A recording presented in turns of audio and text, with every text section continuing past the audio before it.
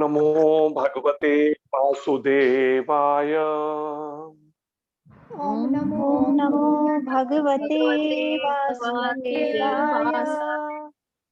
ओम नमो भगवते वासुदेवाय।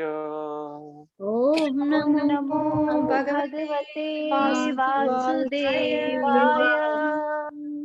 ओम नमो भगवते वासुदेवाय। ओम नमो भगवते वासुदेवाय। नारायणं नमस्कृत्य नारायणं नमस्कृत्यं नरं चैव नरोत्तमम् नरं चैव नरोत्तमम् देवीं सरस्वतीं व्यासं देवीं सरस्वतीं व्यासं ततो जयमुदीरयेत्। ततो जयमुदीरयेत्। नष्टप्रायेषु अभद्रेषु नष्टप्रायेषु अभद्रेषु नित्यं भागवत सेवया नित्यं भागवत सेवया भगवती उत्तम श्लोके भगवते उत्तम श्लोके भक्तिर्भवति नैष्ठकी।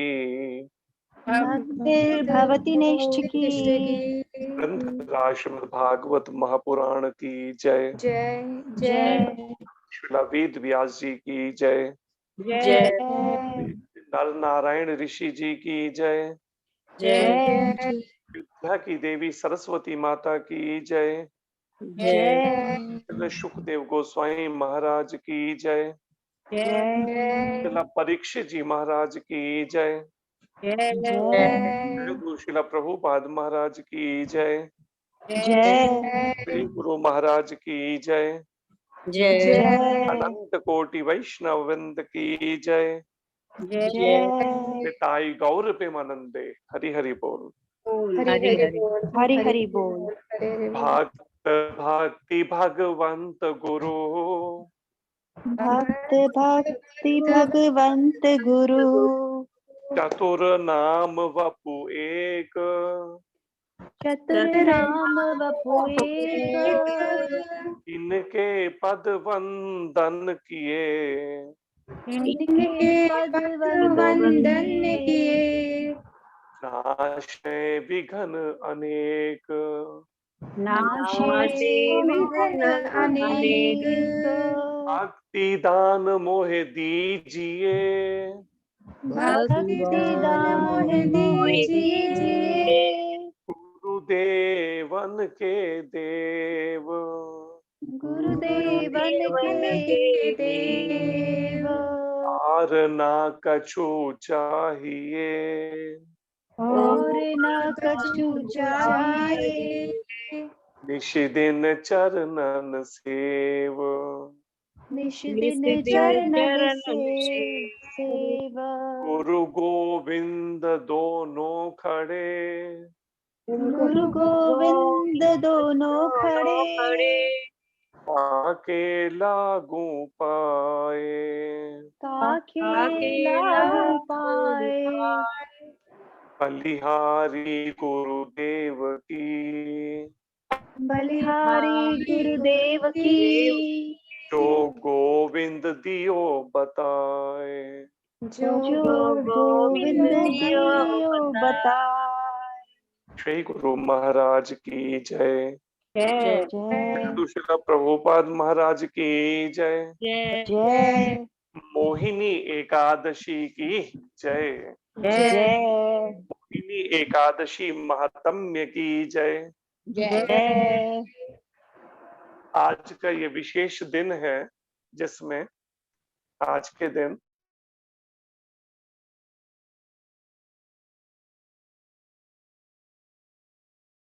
हरे कृष्णा। अगर महाराज जी के सुबह के प्रोग्राम सुने हो तो उसे आप सबको पता होगा कि ये एकादशी बाकी एकादशी से विशेष क्या है। इसमें इसका एक और नाम भी है त्रिस्पर्शा एकादशी, या फिर जिसे कह सकते हैं त्रिस्पर्शा व्यंजुला महाद्वादशी, ऐसा पुराणों में वर्णन है इसके बारे में। त्रिस्पर्शा का मतलब होता है जिसमें 3 दिन टच कर रहे हैं, स्पर्श कर रहे हैं। जैसे आज सुबह तक एकादशी जो कल 9:15 से शुरू हुई थी, आज लगभग पौने 7 बजे तक वो चल रही थी। साथ में ये द्वादशी लग गई और आज ही रात में मिडनाइट में त्रयोदशी भी साथ ही लग जाएगी। तो ऐसी एकादशी, ऐसा वर्णन आता है, संतों से ऐसा सुना हमने, महाराज जी से भी, कि महाराज अम्बरीश के जीवन में एक बार आई थी और ऐसी द्वादशी आज से लगभग 3 साल पहले आई थी 2018 में। तब भी 3 दिन इस तरह से मिलते थे। ये बड़ा ही पवित्र माना गया है इस एकादशी को। और ऐसे में जो एकादशी आती है उसको अगर हम व्रत करते हैं अगर ठीक से, परिणाम में कोटि कोटि जन्मों के हमारे जो पाप कर्म हैं वो क्षय हो जाते हैं, नष्ट हो जाते हैं पाप कर्मों के फल।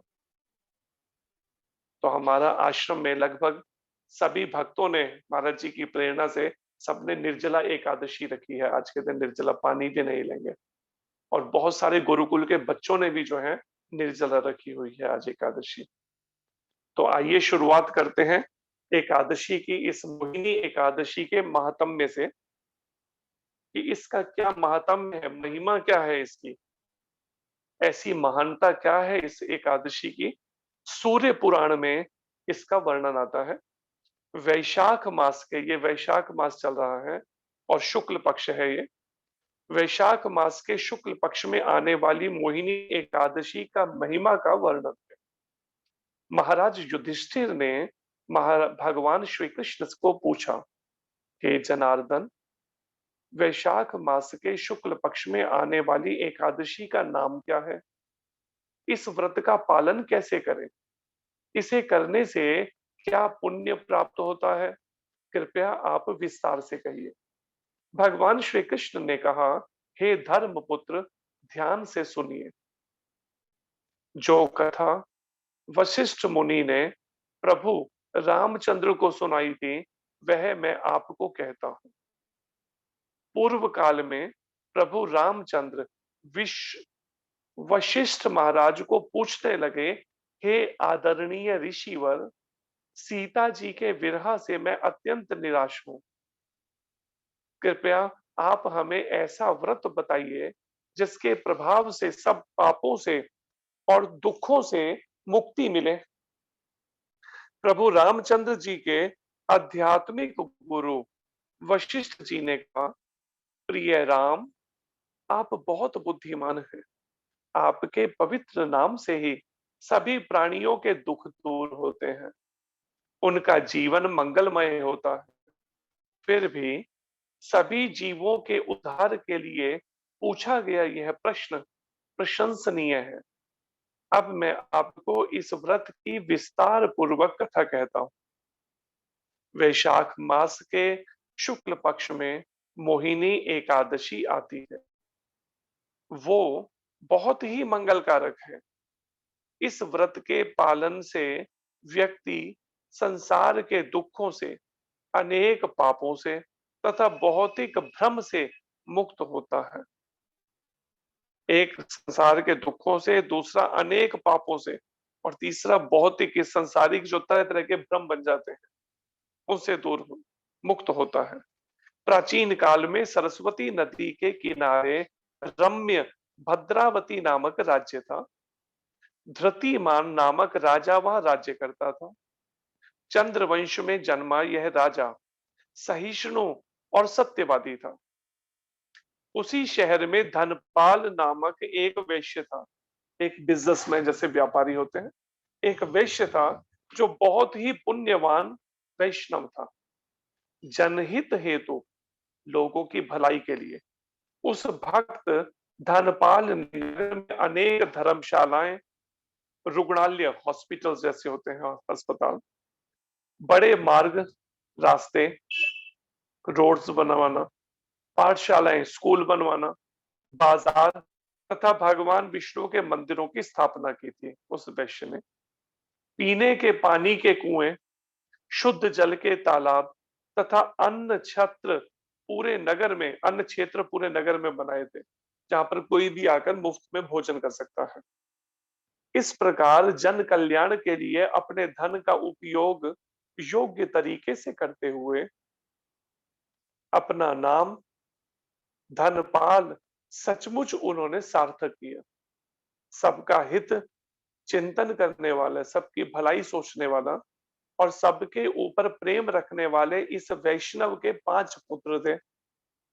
उनके नाम थे समन, द्युतिमन, मेधवी, सुकीर्ति तथा धृष्ट बुद्धि। ये उनके नाम थे। इन सभी में धृष्ट बुद्धि बहुत पापी और दुराचारी था। दुष्ट व्यक्तियों का संग, व्याभिचारी स्त्रियों का संग, निष्पाप पशुओं की हत्या, मांस, मदिरा पान करना, इन सब पाप कृत्यों से वह अत्यंत पापी और दुराचारी बना था। अपने परिवार के लिए वो कलंक था। देवता, ब्राह्मण, बुजुर्ग तथा अतिथियों को कभी आदर नहीं देता था। सदा पाप करने में रत रहता था। एक दिन मार्ग पर वेश्या के कंधे पर हाथ रखकर, एक चरित्रहीन स्त्री जो है उसके कंधे पर हाथ रखकर जाते हुए उसे उसके पिता धनपाल ने देखा और उन्हें बहुत दुख हुआ। उसी दिन उन्होंने धृष्ट बुद्धि को घर से बाहर निकाला। इसलिए धृष्ट बुद्धि अपने माता पिता, भाई, रिश्तेदार और वैश्य समाज से अलग हुआ और हर एक के तिरस्कार का विषय बना। पिता के निकालने से धृष्ट बुद्धि घर से बाहर जाकर ज्यादा पाप कृत्यों में व्यस्त हुआ। खुद के वस्त्र और धन बेचकर जो भी मिला वो सभी उसने पाप कृत्यों में लगाया। अंत में जब धन खत्म हुआ तो निर्धनता के कारण उसकी हालत भिखारी जैसी हुई। अन्न ना मिलने से उसका शरीर कमजोर हो गया। उसके सभी धूर्त मित्रों ने, जो बदमाश मित्र थे उसके, मित्रों ने बहाने बनाकर उसको त्याग दिया। क्यों कोई साथ नहीं रहा, क्यों पैसा खत्म हो गया तो घर से उसे निकाल दिया, तो अब सबने साथ छोड़ दिया। जैसे समाज में लोग पूछते हैं, जो गुरु महाराज भी एक शब्द बोल रहे थे कि आजकल लोगों की जैसे पूछना किस उस पर है कि सब पूछते हैं आप कैसे हैं जब तक आपकी जेब में पैसे। तो यही बात इसके साथ हुई कि जब इसकी जेब में पैसा खत्म हो गया तो सारे मित्रों ने साथ छोड़ दिया। मित्र तभी तक साथ मंडरा रहे थे, मिल रहे, जब तक उसकी जेब में पैसा था। धृष्ट बुद्धि को अतिशय चिंता हो रही थी। भूख से वह व्याकुल हो रहा था। अब मुझे क्या करना चाहिए सोचने लगा। अन्न और धन कहां से प्राप्त होगा, इन प्रश्नों को सोचकर वह अशांत हो रहा था। आखिर उसने चोरी करने का निश्चय किया और शुरुआत भी की। बहुत बार राजा के सिपाही उसे पकड़ने के बाद भी उसके पिता का मान और बड़प्पन देखकर छोड़ देते, फिर भी उसने चोरी करना बंद नहीं किया। एक बार विशेष चोरी करते समय वह पकड़ा गया।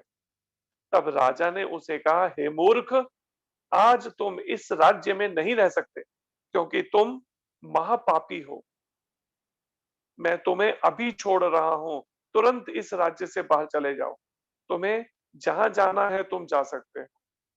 फिर से सजा मिलने के भय से धृष्ट बुद्धि राज्य के बाहर गहन वन में गया।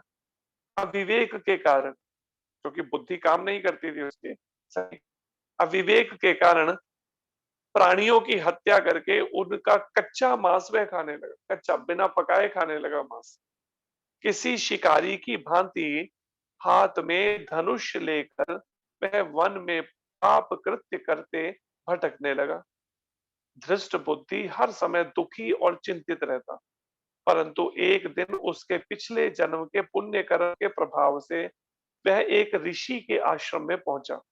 उस आश्रम में कौंडिन्य नामक बड़े तपस्वी रहते थे। वैशाख मास था और कौंडिन्य मुनि गंगा स्नान से लौट रहे थे। दुखों से परेशान धृष्ट बुद्धि ने अनजाने में ऋषि के वस्त्र से टपकते जल को स्पर्श किया। केवल ऋषि के वस्त्रों से जल टपक रहा था, केवल उसका स्पर्श किया जल का। आश्चर्य क्या हुआ कि वह अपने सभी पापों से मुक्त हो गया, जो इतने जघन्य पाप कर रखे थे उसने। उसी समय उसने ऋषि को दंडवत प्रणाम करके विनम्रता से पूछा, हे ऋषिवर, मैं बहुत पापी व्यक्ति हूं, ऐसा कौन सा भी पाप नहीं है जो मैंने नहीं किया हो। कृपया ऐसा व्रत बताइए जिसके प्रभाव से मैं सभी पापों से मुक्त हो जाऊं। अपर्याद पाप कृत्यों के कारण, अपर्याद मतलब असीमित पाप, गिनती ही नहीं, मतलब इतने पाप कर्मों के कारण मैं अपने कुटुंब से, मित्रों से, समाज से दूर हो गया हूं अपने इन्हीं पाप कर्मों के कारण से। साथ ही मैं मानसिक दुख की खाई में गिरा हूं, हर समय मन मेरा अशांत है, दुखी है। यह सब सुनते ही पर दुखी होने वाले कौंडिन्य ऋषि ने कहा, सुनो, मेरू पर्वत से भी अधिक प्रचंड पापों की राशि को नष्ट करने वाले व्रत के बारे में मैं तुम्हें कहता हूं। उस व्रत के पालन से कुछ ही क्षणों में तुम्हारे पापों का नाश हो जाएगा। वैशाख मास के शुक्ल पक्ष में आने वाली एकादशी का पालन करते ही तुम सभी पापों से मुक्त हो जाओगे। ऋषि के आदेश से धृष्ट बुद्धि ने इस व्रत का कठोर पालन किया, जो आज का व्रत है। हे राजन, इस व्रत के पालन से वह सभी पापों से मुक्त होकर दिव्य शरीर प्राप्त करके गरुड़ पर सवार होकर विष्णु लोक चला गया। हे रामचंद्र, इस व्रत से सभी पापों से, भ्रम से व्यक्ति मुक्त होता है। इस व्रत से प्राप्त होने वाला फल तीर्थ में स्नान करने से अथवा यज्ञ करने से प्राप्त होने वाले जो फल है उनसे भी अधिक श्रेष्ठ है। तो ये है आज की इस मोहिनी एकादशी का महात्म्य है। ऐसा मान तो कोशिश करनी चाहिए, हो सके जिन्होंने अगर निर्जला रखा हो तो बहुत अच्छा है, अगर कोई निर्जला ना रख सके तो वो जल पी के रह ले। अगर जल से भी रहना मुश्किल हो रहा हो तो फिर फलाहार ले ले, लेकिन अन्न तो बिल्कुल नहीं लेना चाहिए आज के दिन। मोहिनी एकादशी महात्म्य की जय। त्रिस्पर्शा वेंजुला महाद्वादशी की जय। जगत गुरु श्रील प्रभुपाद महाराज की जय। श्री वशिष्ठ जी महाराज की जय। श्री रामचंद्र भगवान की जय। कौंडिन्य मुनि जी की जय। श्री गुरु महाराज की जय। तो आगे श्रीमद् भागवतम में जो प्रसंग चल रहा है, श्रीमद् भागवत में ये प्रसंग, इस अध्याय का नाम है, पहले स्कंद का ये 9वां अध्याय है और अध्याय का शीर्षक है भगवान श्री कृष्ण की उपस्थिति में भीष्म देव का देह त्याग। तो भीष्म देव जो है, कुरुक्षेत्र का जो युद्ध हुआ, सारे विश्व के जो देश थे वो देश दो हिस्सों में बंट गए। कुछ कौरवों के साथ हो गए, दुर्योधन के साथ में, दुशासन के साथ में, और कुछ देश जो है पांडवों के पक्ष में हो गए, युधिष्ठिर महाराज के, अर्जुन जी के। और युद्ध में लगभग 64 करोड़ लोग मारे गए, जिसमें भीष्म पितामह भी बाणों की शैया पे लेट गए जख्मी होकर। लेकिन पितामह को इच्छा मृत्यु का वरदान है, इसलिए उन्होंने शरीर त्यागा नहीं, क्योंकि उस समय में सूर्य जो है वो दक्षिणायन में था। जो बताया था पिछली बार कि उत्तरायण किसे कहते हैं, दक्षिणायन किसे कहते हैं। 6 महीने उत्तरायण में होते हैं। उत्तरायण का मतलब जब देवताओं का स्वर्ग में दिन होता है, दिन के 12 घंटे होते हैं, वो जब देवता जागे हुए होते हैं, तो वो उत्तरायण में होता है। सूर्य उत्तरायण की दिशा से ही चक्कर लगाता है, पूर्व से पश्चिम की तरफ। 6 महीने होते हैं दक्षिणायन में, जब पूर्व से पश्चिम की तरफ, दक्षिण दिशा की तरफ से वो जाता है, जब वो देवता सो रहे होते हैं, देवताओं की रात होती है स्वर्ग में। तो ऐसा मान्यता है शास्त्रों में, हमारे सनातन धर्म के, अगर कोई उत्तरायण में शरीर छोड़ता है तो वो उच्च लोकों की तरफ आत्मा जाती है, और जो दक्षिणायन में शरीर छोड़ते हैं तो वो निम्न लोकों की तरफ आत्मा जाती है। ऐसा वर्णन। तो भीष्म पितामह ने अपने भजन भक्ति के प्रभाव से और उनकी जो ब्रह्मचर्य पालन से उनको ये इच्छा मृत्यु का जो वरदान था वो प्रतीक्षा करने लगे उत्तरायण के आने की। कुछ ही दिन बाद उत्तरायण का काल समय शुरू होने वाला था।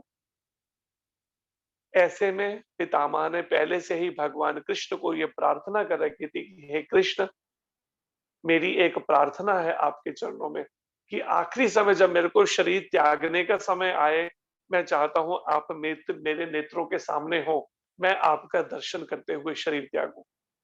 ये प्रार्थना की थी पितामह ने और भगवान ने तथास्तु भी कह दिया था कि मैं तुम्हारी ये इच्छा पूरी करूंगा। और अब जब पितामह अब शरीर त्यागने ही वाले हैं, तो परिणाम में भगवान कृष्ण पांडवों के साथ में उस कुरुक्षेत्र की युद्ध भूमि में जहां पितामह बाणों की शैया पर लेटे हैं, भगवान कृष्ण पांडवों के साथ बड़े बड़े ऋषि मुनि सब एकत्रित हुए हैं वहां पर। पितामह का अब देहावसान, अब वो शरीर छोड़ के जाएंगे तो उसको देखना चाहते हैं उनका कैसे अंत होता है। तो यहाँ पर जो वर्णन है, श्रील सूत गोस्वामी कहते हैं, मृत्यु के अवसर पर मेरा चरम आकर्षण, पितामह ये प्रार्थना कर रहे हैं भगवान श्री कृष्ण के चरणों में। प्रार्थना करते हुए भीष्म पितामह जी कहते हैं, जो 12 महाजनों में से एक महाजन है, महाजन मतलब जो महान जन है, उन महान जन जो 12 हैं उनमें से एक नाम पितामह का भी है। उसमें यमराज जी हैं महाजनों के अंदर, बलि महाराज हैं, प्रहलाद महाराज हैं। ऐसे ये 12 महाजनों के अंदर एक भीष्म पितामह, मतलब उनके कोई सामान्य भक्ति नहीं है। और पितामह जिनके सामने साक्षात भगवान त्रिलोकीनाथ सामने खड़े हो शरीर त्यागते समय, हम तो प्रार्थना करते हैं ना कई बार, उस एक प्रार्थना जो गुरु महाराज गाते हैं, जब अंत प्राण आवे कोई रोग ना सतावे, यम दर्श ना दिखावे, जब प्राण तन से निकले, इतना तो करना स्वामी जब प्राण तन से निकले, गोविंद नाम लेकर मेरे प्राण तन से निकले। तो हम तो ये गोविंद नाम निकले और आप मेरे सामने खड़े हो, ये प्रार्थना तो करते हैं, लेकिन यहाँ तो साक्षात भगवान सामने खड़े हैं पितामह के। सोचिए कितना दिव्य वो समय होगा कि पितामह साक्षात उस त्रिलोकीनाथ, उन भगवान सारे ब्रह्मांडों के जो स्वामी हैं उनका दर्शन कर रहे हैं और दर्शन करते हुए देह त्याग कर रहे हैं। और क्या प्रार्थना करते हैं पितामह कि मृत्यु के अवसर पर मेरा चरम आकर्षण, चरम आकर्षण मतलब कोई और मन में आकर्षण ही ना रहे। अभी तक पितामह के मन में बहुत कुछ आकर्षण था। एक आकर्षण था हस्तिनापुर के राज्य सिंहासन सुरक्षित हाथों में चला जाए। आकर्षण था पांचों पांडवों को चाहते थे कि वो ठीक से उनका हक मिल जाए, उनको शेयर मिले। और परिवार के प्रति बहुत कुछ था, उनका चिंतन था। लेकिन अब पितामह कहते हैं बस अब और मेरे को कोई चिंता नहीं करता, केवल मेरा चरम सबसे केवल एक आकर्षण भगवान के श्री कृष्ण के प्रति हो जाए, हो मेरा मृत्यु के अवसर पर मैं अपना ध्यान अर्जुन के उस सारथी पर एकाग्र करता हूं। हर एक अपना अपना कोई इष्ट स्वरूप मान लेता है कई बार, किसी को बाल कृष्ण से, किसी को भगवान कृष्ण के किसी द्वारिकाधीश भगवान के रूप में उनकी भक्ति करते हैं, कोई श्याम सुंदर रूप में करते हैं, कोई नरसिंह भगवान के रूप में मानते हैं, अलग अलग रूप का अलग अलग भक्त ध्यान करते हैं। कोई मत्स्य भगवान का, कोई नारायण भगवान का, कोई भगवान विष्णु का। लेकिन भीष्म पितामह पार्थ सारथी भगवान का ध्यान करते कि कुरुक्षेत्र की युद्ध भूमि में जिस समय में अर्जुन के रथ की लगाम भगवान कृष्ण ने संभाली हुई थी, पार्थ अर्जुन जी के लिए है सारथी, जिन अर्जुन के सारथी भगवान कृष्ण बने अर्जुन के रथ के। उस छवि को पितामह ने अपने दिमाग में, अपने मस्तिष्क के अंदर धारण कर रखा, बस उस पर मन एकाग्र कर रखा है, उसी का ही ध्यान कर रहे हैं बाणों की शैया पर लेटे हुए। तो यहाँ पर यही बात कह रहे हैं पितामह प्रार्थना के अंदर, मैं अपना ध्यान अर्जुन के उस सारथी पर एकाग्र करता हूं। अर्जुन का जो सारथी है उस सारथी पर ध्यान एकाग्र करता हूं, जो अपने दाहिने हाथ में चाबुक लिए हैं और बाएं हाथ में लगाम की रस्सी थामे हैं, और सभी प्रकार से अर्जुन के रथ की रक्षा के प्रति अत्यंत सावधान थे, और सभी प्रकार से अर्जुन के रथ की रक्षा कर रहे हैं, बड़े सावधान हैं। पितामह ने बाण चलाया तो भगवान ने, और कर्ण ने बाण चलाया एक बार, तो भगवान ने क्या किया, झट से जोर से अपना चरण रथ पे नीचे की तरफ प्रहार किया, उससे रथ नीचे झुक गया और बाण साइड से निकल गया, बचा लिया भगवान अर्जुन को। तो मतलब इतने एकदम सावधान है, चारों तरफ सब तरफ से अलर्ट है भगवान अर्जुन की रक्षा करने के लिए। क्यों? क्योंकि भगवान ने वचन दे रखा है कुंती माता को, तेरे 5 पुत्रों को मैं जीवित लेके आऊंगा युद्ध भूमि से। इसलिए, और अर्जुन को भी कह दिया था युद्ध शुरू होने से पहले महाभारत, कि तुम घोषणा कर दो दोनों हाथ उठाकर युद्ध भूमि के बीच में, मेरे भक्त का कभी नाश नहीं होता। ये घोषणा करवा दी पहले ही। इसलिए भगवान के ऊपर पूरा दायित्व है, और कैसे भगवान दायित्व निभा रहे हैं बहुत यहाँ पर वर्णन है। भीष्म पितामह कहते हैं कि रथ की रक्षा करने के लिए अर्जुन के रथ की प्रति आप सावधान थे, अत्यंत सावधान थे। जिन लोगों ने कुरुक्षेत्र के युद्ध स्थल में उनका दर्शन किया, जो सामने से योद्धा थे, सिपाही थे, जिन्होंने भी भगवान कृष्ण का युद्ध भूमि में दर्शन किया, उन सबों ने मृत्यु के बाद अपना मूल स्वरूप प्राप्त कर लिया, सबको दिव्य देह मिल गई। आप विचार कीजिए कि भगवान कृष्ण का मात्र दर्शन, केवल दर्शन मात्र से उनको सबको भव बंधन से मुक्ति हो गई। तो आप विचार कर सकते हैं इस बात से हम सब, कि भगवान कृष्ण की भक्ति के प्रभाव से हम कैसे इन कष्टों से इतनी आसानी से छूट जाएंगे। जैसे गीता में उदाहरण दिया, एक गाय के खुर, गाय का या गाय के बछड़े के खुर से जो गड्ढा होता है, गाय का खुर का गड्ढा फिर थोड़ा बड़ा होगा मिट्टी में अगर हो जाए, और बछड़े का खुर और छोटा होता है, उसमें पानी भर जाए तो उसको अगर कैसे जंप करना हो, अगर ऊपर से निकलना हो तो क्या कठिन है, कितना आसान है उसको निकलना। ऐसे ही इस भवसागर को पार करना इतना आसान है उनके लिए जिन्होंने भगवान कृष्ण के चरण कमलों की पूरी तरह से शरणागति करके 24 घंटे, जैसे भीष्म पितामह केवल पार्थ सारथी भगवान का ध्यान कर रहे हैं और किसी का नहीं, कोई माया मोह नहीं, कोई मैं मेरा नहीं, कोई तू तेरा नहीं, कोई संसार का चिंतन। इस मन को ही कहा है मना एव मनुष्य नाम कारण बंधन मोक्षयो। मन ही हमारे बंधन का कारण है। अगर ये संसार में लगा हुआ है, संसार के मोह के आसक्ति के विचारों में फंसा हुआ है, और मन ही मुक्ति का कारण है अगर इससे मुक्त हो जाता है जन, इस संसारिक मोह से, आसक्ति से, ईर्ष्या द्वेष, राग द्वेष से, काम क्रोध लोभ से, अहंकार से। लेकिन हिम्मत तो हमें करनी पड़ेगी ना। पर इतनी सारी गंदगी मन में घुसी हो तो बताइए भगवान का दर्शन कैसे होगा जो हृदय में परमात्मा रूप में है। लेकिन अब कई बार कई बार साधक कहते हैं ये सब गंदगी निकले कैसे, हम तो कितना प्रयास करते हैं, हमारा तो खत्म ही नहीं होता मन के ये सब विचार भटकता, ये सब मोह आसक्ति। लेकिन इसका आसान सा एक तरीका है, लेकिन हम उसको समझें, खाली ध्यान में लाएं इस बात को। क्या? जैसे कहा है कृष्ण सूर्य सम, कृष्ण सूर्य के समान है, और माया है अंधकार। और माया अंधकार, माया क्या है? यही सब काम क्रोध लोभ अहंकार ईर्ष्या द्वेष, ये सब माया ही।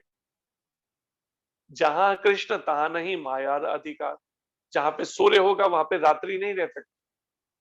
जहां पे कृष्ण होंगे तो वहां पर ये सब माया नहीं रह सकती।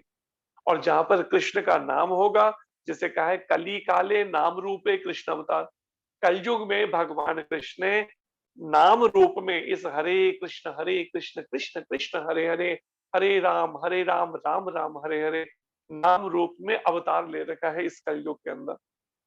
लेकिन दुर्भाग्य क्या है, हमारी उस नाम में श्रद्धा नहीं बन पा रही। सुनते भी हैं लेकिन प्रैक्टिकल नहीं करते, उसको व्यवहारिक रूप में निरंतर करने का अभ्यास नहीं करते। थोड़ी देर करेंगे, उसके बाद फिर मन चला जाएगा, फिर वही संसार के अंदर, फिर वही उन्हीं बातों में, उन्हीं सब संसारिक बातों के अंदर, संसारिक संबंधों में फिर खो जाता है मन। अब जब प्रैक्टिस करने में हम ही कमी छोड़ रहे हैं, अभ्यास करने में, तो दोष किसको देंगे भाई? अवसर हाथ में है, लेकिन हम उस अवसर का लाभ ही नहीं उठाएं, तो उसमें किसकी गलती है बताइए? लाभ तो हमें भगवान ने सब दिया, गीता भागवत के माध्यम से, लेकिन व्यवहारिक रूप में तो अभ्यास तो हमें करना होगा ना। इतना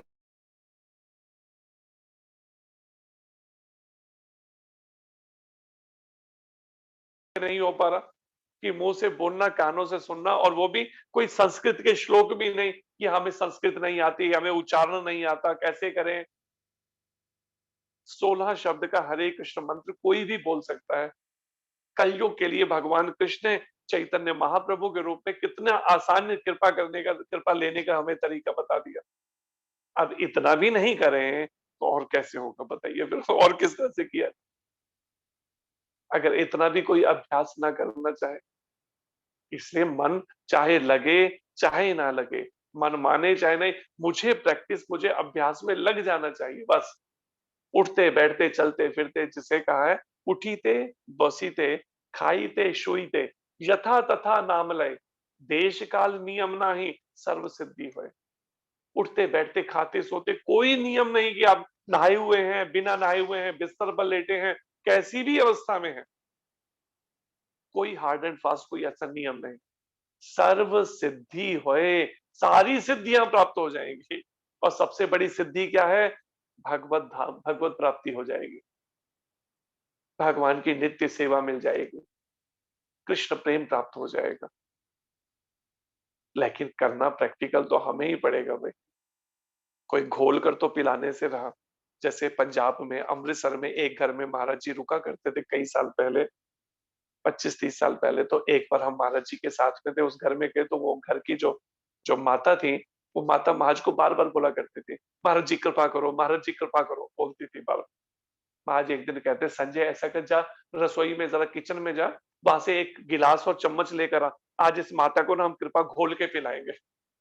फिर महाराज कहते, दोस्त, जब मैं तेरे को कहता हूँ मंगल आरती आने के लिए, ब्रह्म सुबह 4:30 बजे, मंगल आरती तूने आना नहीं, मंदिर के अंदर मंगल आरती, सुबह तो सोना चाहती है मंगल आरती, और फिर कहती कृपा करो, रट लगाती है। अर्थात करना तो हमें पड़ेगा हिम्मत करके। गुरु मार्गदर्शन कर सकते हैं, लेकिन उस मार्गदर्शन पे चलना तो हमें ही पड़ेगा। अगर इस जन्म में मन नहीं मानता तो कोई बात नहीं, कुछ जन्मों या कुछ युगों के बाद कर लेना, कुछ कल्पों के बाद में। फिर दोबारा कई कई जन्मों तक जन्म मृत्यु जरा व्याधि भोगोगे, बार बार जन्म, बार बार मृत्यु, बुढ़ापा, बीमारियां, बार बार यही सब कलेश, जब कष्ट भोगोगे, तो परिणाम में फिर बुद्धि ठिकाने आ जाएगी। जो आज ये मन नहीं मानता तब ठीक हो जाएगा। लेकिन अच्छा ये है, इसी जन्म में ये कर लें। क्यों? क्योंकि गारंटी नहीं दोबारा मनुष्य चोला कब मिलेगा। क्योंकि शास्त्र कहता है, देव दुर्लभ मानुष रहे, मिला ही ना बारंबार। ये बार बार नहीं मिलता मनुष्य चोला। ये दिमाग से निकाल दीजिए कि अभी शरीर छूटा तो अगला, जैसे हमारे लिए कई बार लोग कहते हैं, जी हाँ हम चाहते हैं जल्दी अब शरीर छूट जाए, हम तो सब। महाराज कहते हैं, आगे झूले नहीं लगे हुए झूलने के लिए। अगर भक्ति पूर्ण नहीं की ना, तो आगे यमदंड चलेगा, फिर यमदूतों की मार चलेगी। अगर आज नहीं, कहते ना, अब न संभले तो रोना पड़ेगा, नरक में गर्क होना पड़ेगा, तेरा ऐसा बुरा हाल होगा। कैसा?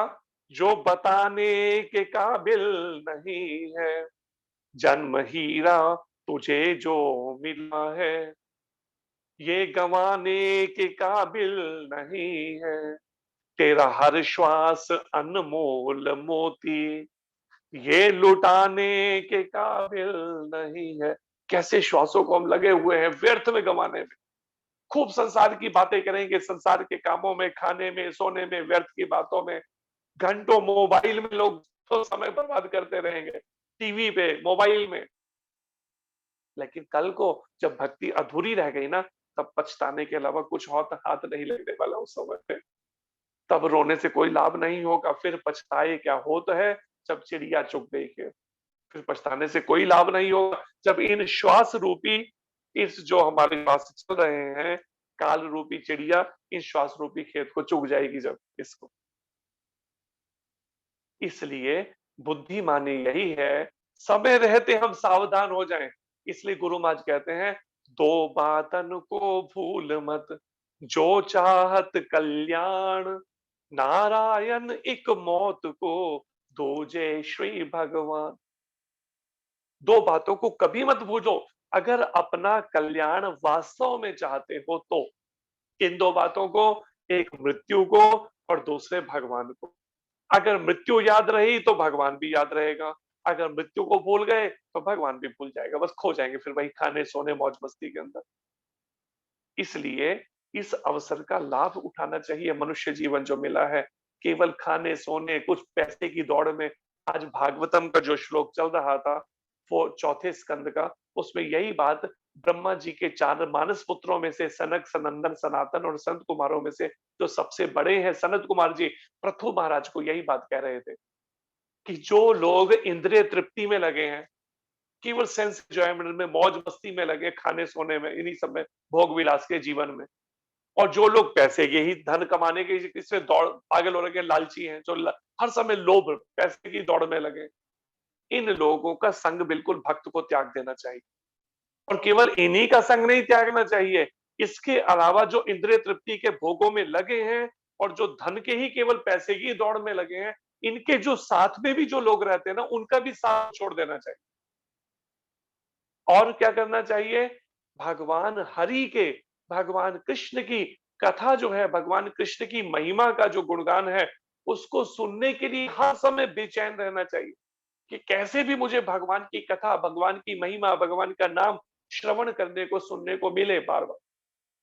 बड़े लालायित उत्सुक रहना चाहिए भगवान की कथा, उत्कंठित रहना चाहिए सुनने के लिए भगवान की कथाओं को। अगर कोई ऐसा कर ले, निश्चित रूप से उसे भगवत प्राप्ति का मार्ग उसका खुल जाएगा। ये कौन कह रहे हैं? ब्रह्मा जी के चारों मानस पुत्रों में से सबसे श्रेष्ठ जो सनत कुमार जी हैं, वो ये बात कह रहे हैं पृथु महाराज जी को, राजा पृथु को, जो सारी धरती का राज्य कर रहे संभाले हुए थे, उनको कह रहे हैं ये बात। तो इससे शिक्षा लेनी चाहिए कि अपने मन को हमें इन इंद्रिय भोगों से हटाना और भोगियों का संग भी त्यागना, और जो हर समय पैसे की दौड़ में दौड़ने में लगे हैं, उनका, उनके साथ रहने वालों का भी संग त्याग, और फिर भगवान कृष्ण की, भगवान की।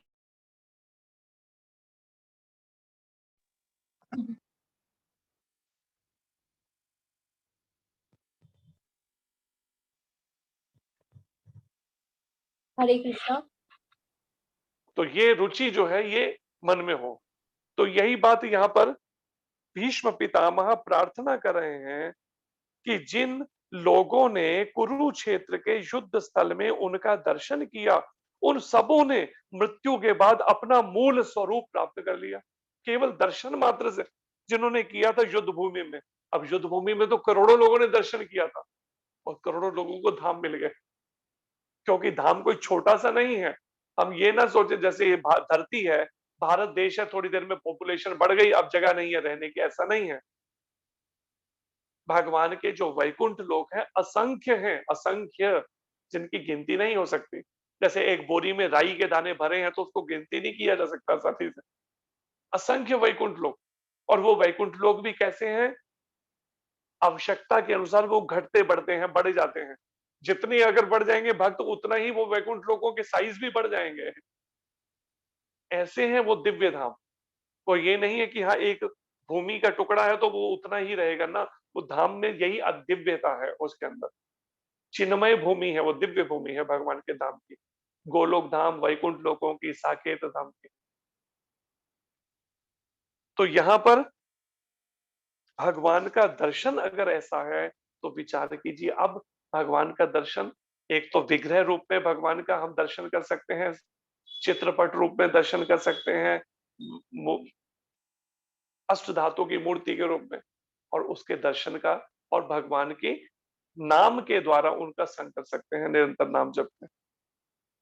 आगे भीष्म पितामह जी कहते हैं, मेरा मन उन भगवान श्री कृष्ण में एकाग्र हो। और फिर ये प्रार्थना कर रहे हैं भगवान कृष्ण से कि मेरा मन आप में एकाग्र हो जाए, पूरी तरह से एकाग्र होके लग जाए, और कहीं मन इस कुछ चिंतन ना करे आपके अलावा। जिनकी चाल तथा प्रेम भरी मुस्कान से मुस्कान ने ब्रिज धाम की रमणियों गोपियों को आकृष्ट कर लिया। भगवान कृष्ण की चाल कैसी है? जब भगवान चलते हैं तो त्रिभंग ललितम, खड़े होंगे तो तीन जगह से झुके हुए, और उनकी चाल होगी तो अपने ही तरीके से वो नृत्य करते हुए जैसे चलते हैं।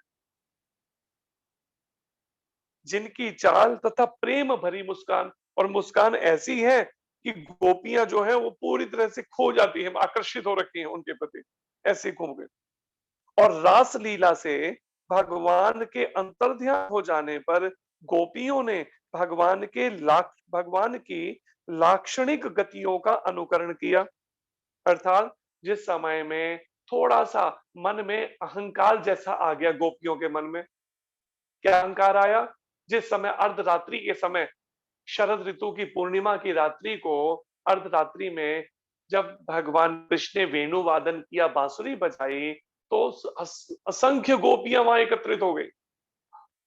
जो जहां थी घर से छोड़ के आ गई, जिनको जबरदस्ती परिवार में पतियों ने रोकने की कोशिश की, वो शरीर त्याग के आ गए, और नहीं तो वहीं पे ही चिंतन में खो गई, शरीर वहीं रह गया और वो निकल के इधर आ गए। और जब वहां पे सब गोपियां इकट्ठी हो गई और भगवान कृष्ण बांसुरी बजा रहे हैं, अब जब रास आरंभ होना था, तो हर गोपियों को ये मन में आया कि देखो हम कितनी सुंदर, इस संसार में हम ही सबसे सुंदर हैं स्त्रियां ना, कि कृष्ण हमारे, देखो हमारे साथ में है, हमारा संग छोड़ के नहीं जाते। ये जो है कि हम सबसे अधिक सुंदर हैं या कृष्ण हमारे ही साथ हैं, ये एक सूक्ष्म रूप से अहंकार जैसा है। भक्ति मार्ग के अंदर थोड़ा सा भी अहंकार आया ना, भगवान हाथ से निकल जाएंगे, भगवान नहीं मिलेंगे। गुरु यही चीज ट्रेनिंग देता है, हमारे उस फॉल्स ईगो को, हमारे उस मिथ्या अहंकार को खत्म करता है। बार बार हमारे उस अहंकार पे चोट लगाता है, साम दाम दंड भेद चारों तरीके से। कभी शास्त्र की भाषा से समझाता है, कभी कुछ प्रलोभन दे के समझाता है, कभी दंड दे के, कोई पनिशमेंट दे के, और कभी उसे कुछ देर के लिए दूरी बना लेगा उससे। जैसे किसी तरह से उसको अपनी गंदगी का एहसास हो, उसके मन में जो अहंकार अभिमान भर गया, जो उसे दिख नहीं रहा अपना अहंकार, अपनी पीठ का मैल जैसे हमें दिखाई नहीं देता, वही हमें, इसीलिए प्रमाणिक गुरु की, जो भगवान कृष्ण से चल रही परंपरा में जो योग्य अगर कोई भगवान का शुद्ध भक्त है, प्रमाणिक गुरु, उसकी मदद इसीलिए चाहिए। उस मिथ्या अहंकार जो हमारे अंदर भर गया, जिस कारण से हम अपनी देहात्म बुद्धि, सबसे मुख्य बात है, अपने शरीर से पहचान करनी शुरू कर दी। हम हैं जीवात्मा, लेकिन पहचान कर रहे हैं किससे? वस्त्रों से, कपड़ों से। आत्मा ने जो वस्त्र धारण कर रखे हैं, वो शरीर से अपनी पहचान कर रहे हैं। यही है मिथ्या अहंकार। हम कहते हैं कौन सा मिथ्या अहंकार? किसको मिथ्या अहंकार कहें? यही जब तक हम शरीर से अपनी पहचान करते हैं, मैं मेरे में फंसे हैं, तब तक समझिए मिथ्या अहंकार बना हुआ है, अंदर खत्म नहीं हुआ। जब मिथ्या अहंकार खत्म हो जाएगा, वो भगवान के जो शुद्ध भक्त हैं, वो शरीर के स्तर पे नहीं रहते। देखने में लगता है हम जैसे, जैसे भगवान कृष्ण भी जब धरती पे लीला कर रहे हैं, हमारी तरह ही रह रहे हैं। देखने में वैसे ही लगते हैं, दो भुजाओं वाले, वैसे ही श्याम सुंदर, और व्यवहार भी वैसा ही करते हैं। कुंती माता के पास जाते हैं तो कुंती माता के चरण छूते हैं। जब हस्तिनापुर से जाने लगे द्वारिका, तो युधिष्ठिर महाराज के चरण स्पर्श करने लगे, उनको प्रणाम करने लगे चरणों में। देखने में ऐसा व्यवहार कर रहे हैं, लेकिन वास्तव में कृष्ण जो है, वो आप और हमारी तरह नहीं, उनका दिव्य शरीर है।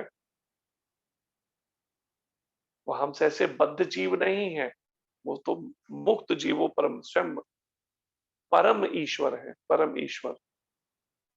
सर्व कारण कारणम ईश्वर परमा कृष्ण सच्चिदानंद विग्रह अनादिर आदिर गोविंद सर्व कारण कारणम।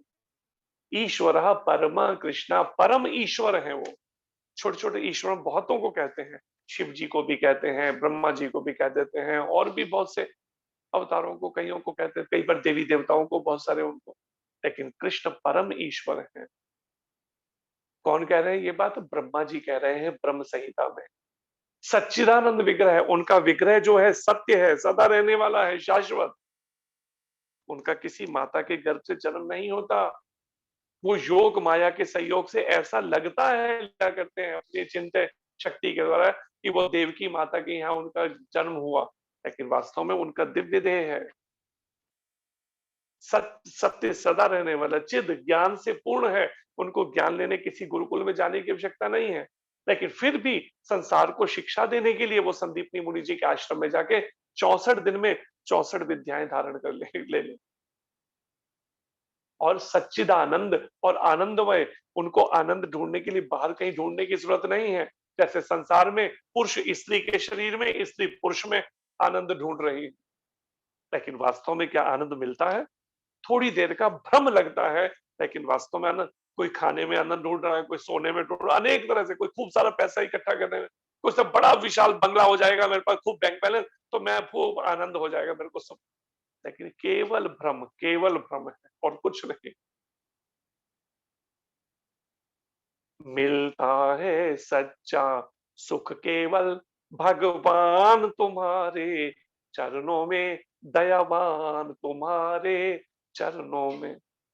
बचपन में ये भजन हम सुना करते थे, सही से माता सुनाया करती थी, वो भजन गाती थी। तो सच्चा सुख तो वहां मिलेगा, हम जहां ढूंढ रहे हैं भोगों के अंदर, यहाँ पर तो सुख नहीं मिलने वाला। यहाँ तो केवल यमदंड ही फिर मिलेगा अगर हम भोगों में समय गंवा देंगे तो।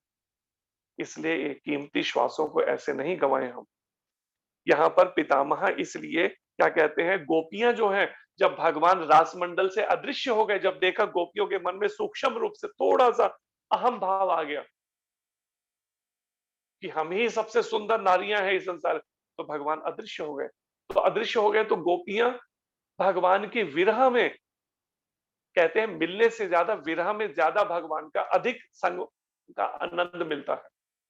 तो विरह में क्या है, वो इतनी कृष्ण भगवान के चिंतन में खो गई गोपियां कि एक तरह से कृष्णमय ही हो गई।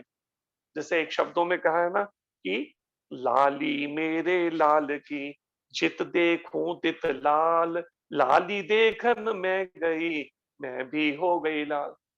तो गोपियां इतनी कृष्णमय हो गई कि वो खुद ही कृष्ण की तरह वैसे ही व्यवहार करने लगी।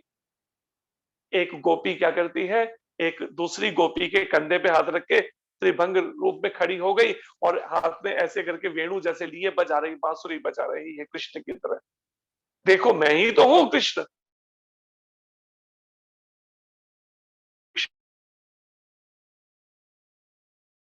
एक वैसे ही कृष्ण की तरह वैसी ही चाल चलती हुई चलने लगी कृष्ण की तरह। तो इस तरह से वो गोपियां उनका अनुकरण करने लगी, भगवान की लाक्षणिक जो जो भगवान के ऐसे लक्षण जो है भगवान में, उनका अनुकरण करना शुरू कर दिया वैसा वैसा। तो पितामह इन सब लीलाओं का ध्यान कर रहे हैं, मन में चिंतन कर रहे हैं। आगे फिर पितामह कहते हैं, महाराज भगवान श्री कृष्ण को महाराज युधिष्ठिर द्वारा संपन्न राजसूय यज्ञ में विश्व के सारे महापुरुषों, राजाओं तथा विद्वानों की एक महान सभा हुई थी और उस सभा में सबों ने श्री कृष्ण की पूजा परम पूज्य भगवान के रूप में की थी। यह सब मेरी आंखों के सामने हुआ और मैंने इस घटना को याद रखा, जिससे मेरा मन भगवान में लगा रहे। देखिए यहाँ पर अब वर्णन क्या बात है कि किसी भी समय शरीर छूट सकता है, लेकिन ध्यान भगवान में लगा रहे। तो पितामह क्या कर रहे हैं, अब सब ध्यान छोड़ दिया, पांडवों का ध्यान छोड़ दिया, हस्तिनापुर का ध्यान सब छोड़ दिया। अब केवल क्या कर रहे हैं, उन सब बातों का, भगवान की लीलाओं का ध्यान। पितामह कहते हैं मेरे को आज भी वो दृश्य मेरी आंखों के सामने मेरे है कि जिस समय में पांडवों ने, युधिष्ठिर महाराज ने राजसूय यज्ञ किया, यज्ञ में पूरे विश्व के महापुरुष, ऋषि मुनि तक और बड़े बड़े राजा एकत्रित हुए और वहां पर भगवान कृष्ण की सर्वश्रेष्ठ के रूप में सर्वोपरि उनकी पूजा जब सबने की मिलकर, आज भी वो छवि मेरी आंखों के सामने, मैं उसका ध्यान कर याद कर रहा हूं इस समय में, जिससे मन किसी तरह से भगवान कृष्ण के चिंतन में लगा रहे।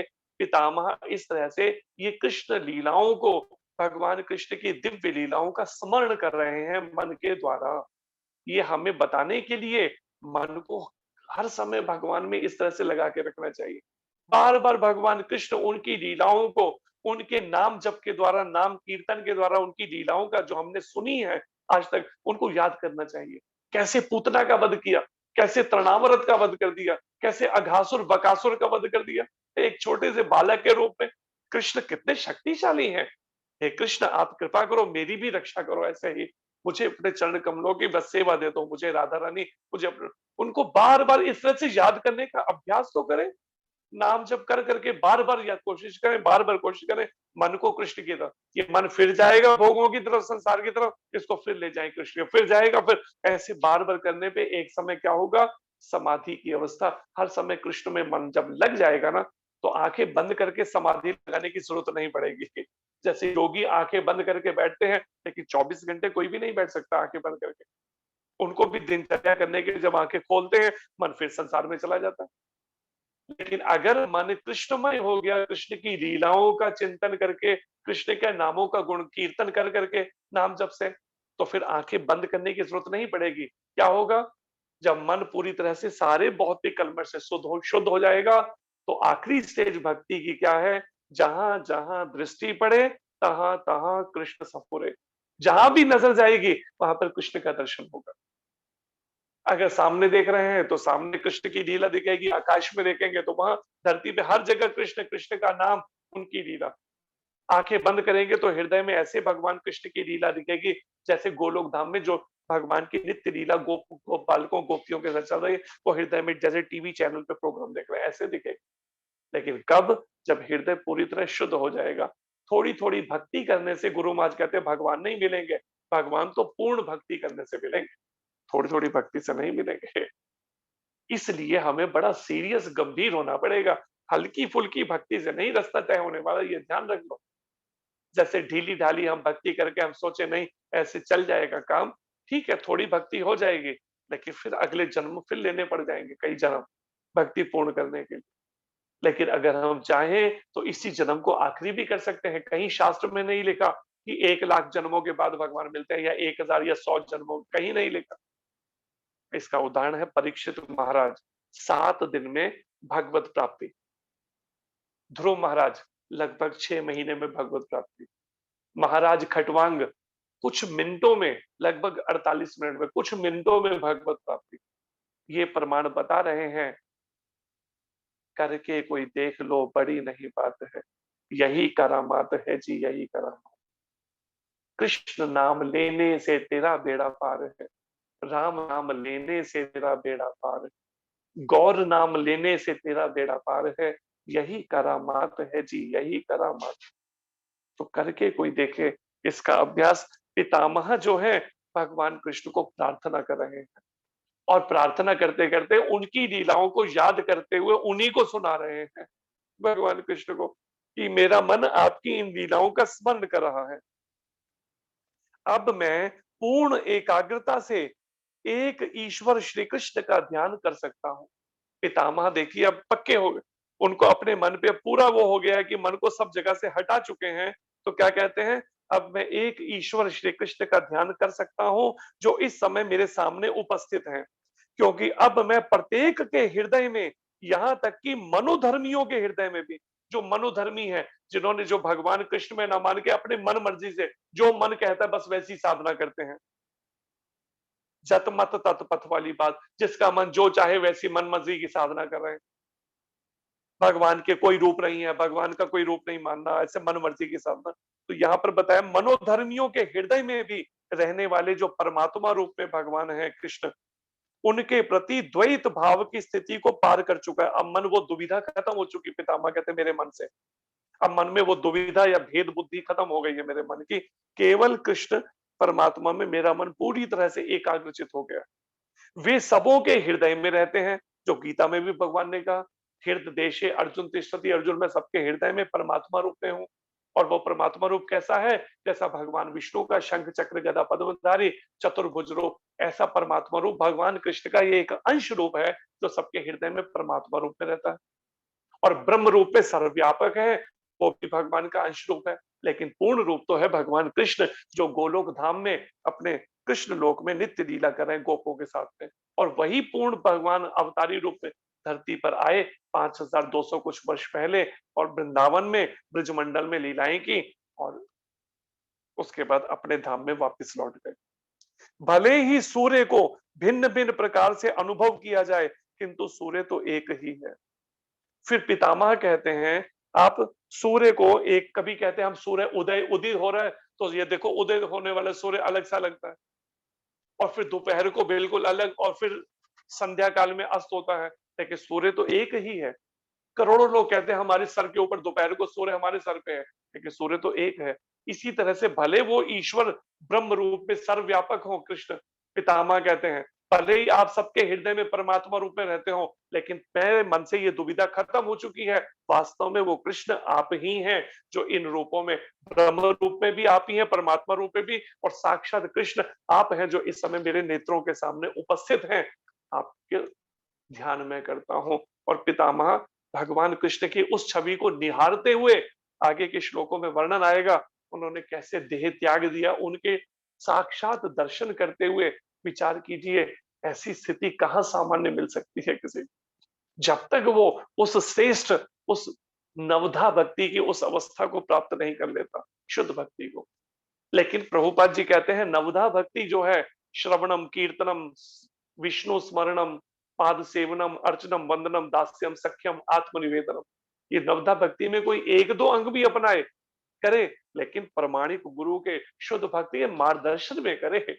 मन मर्जी में क्या होगा, हम अपने आप से करेंगे ना, तो पता ही चलेगा, मन कई चीजें और भी व्यर्थ में चिंतन करता रहेगा, और वो चिंतन हटेगा नहीं।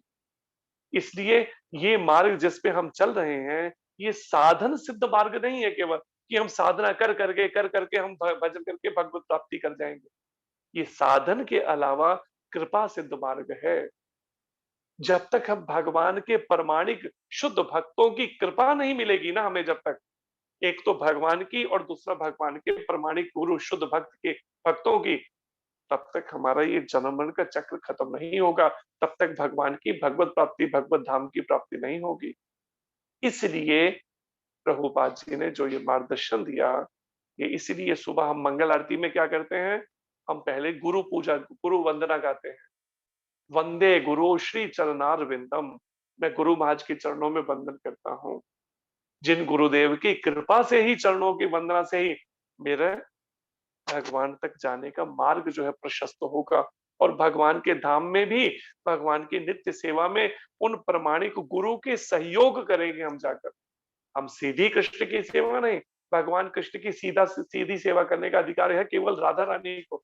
वही योग्य है, केवल वही है ऐसी सर्वगुण संपन्न, जो कृष्ण को भी आकर्षित करने, सारे संसार जो है भगवान कृष्ण जो है पर मोहित है, आकर्षित है, और कृष्ण राधा रानी पे मोहित है, आकर्षित है। तो वो राधा रानी जो सर्वगुण, उन राधा रानी का सहयोग करती हैं गोपियां और मंजरियां, उन गोपियों का सहयोग करते हैं फिर आगे षड गोस्वामी, जो चैतन्य महाप्रभु के जो 6 अनुयायी 500 साल पहले हुए, श्रील रूप गोस्वामी, श्रील सनातन गोस्वामी, श्रील रघुनाथ भट्ट गोस्वामी, श्रील रघुनाथ दास गोस्वामी, श्रील जीव गोस्वामी, श्रील गोपाल भट्ट गोस्वामी, ये मंजरियों के रूप में भाव सेवा में रहते हैं धाम में, राधा रानी का सहयोग। और हम इस गुरु परंपरा के माध्यम से, अपने गुरु महाराज के माध्यम से, हम ऐसे परंपरा में उनकी सेवा कर सकते हैं। अगर शुद्ध हो गए तो शरीर रहते हुए संसार में मन से हम उनकी सेवा में नित्य जा सकते हैं, और जब पूरा शुद्ध नहीं हुए तो जब योग्य बनेंगे तो धाम में सेवा में जा सकेंगे। लेकिन अब लगन से सेवा भक्ति करना, पितामह की भक्ति से प्रेरणा लेनी चाहिए हमें इस बात की, कि भीष्म पितामह की जैसी लगन है, जैसी भक्ति है, हमें भी ऐसी भक्ति करने के लिए भीष्म पितामह के चरण कमलों में प्रार्थना करनी चाहिए कि हे पितामह, आप कृपा करो, हे भीष्म पितामह, जैसे आपकी अनन्य भक्ति है, भगवान कृष्ण के चरणों में अनन्य निष्ठा है, अनन्य विश्वास श्रद्धा है, हमारे भी हृदय में ऐसा कुछ थोड़ा सा भी अंश मात्र कृष्ण प्रेम हमारे हृदय में जागृत हो जाए। आप ऐसा आशीर्वाद दो, आज के दिन हम पर कृपा करो, हम पर इस मोहिनी एकादशी को। और मोहिनी भगवान को भी प्रार्थना करनी चाहिए आज के दिन कि कृपा करें, हमें अपने चरण कमलों में हमारी प्रीति जाग जाए भगवान के चरणों पर। तो समय हो चुका है, तो ये प्रार्थना करते हुए नाम जप में अपने को बार बार लगाइए। कहीं ना कहीं हमारी साधना भक्ति में कमी छूट रही है, इसलिए भगवान का दर्शन नहीं हो रहा। भगवान का दर्शन कठिन नहीं है इतना कि जो हम सोचे नहीं नहीं बहुत कठिन है, भक्ति तो बहुत कठिन। ये कठिन है नहीं, लेकिन पुरानी छाप मन पर कई जन्मों का मैल इकट्ठा है, इसलिए कठिन लग रही। लेकिन जीभ से निरंतर जप कीर्तन करके और भगवान की कथाओं को सुनकर उनका मन के द्वारा बार बार चिंतन करके, बार बार मन से सोचना कथाओं का, और फिर जप करना माला पर बिना माला के, अभ्यास करें तो अधिक देर नहीं लगेगी रास्ता तय करने में। लेकिन हिम्मत तो हमें करनी पड़ेगी, तो संभव हो सकेगा। इसलिए गंभीर बने हम भक्ति मार्ग में। हरे कृष्णा। धन्यवाद।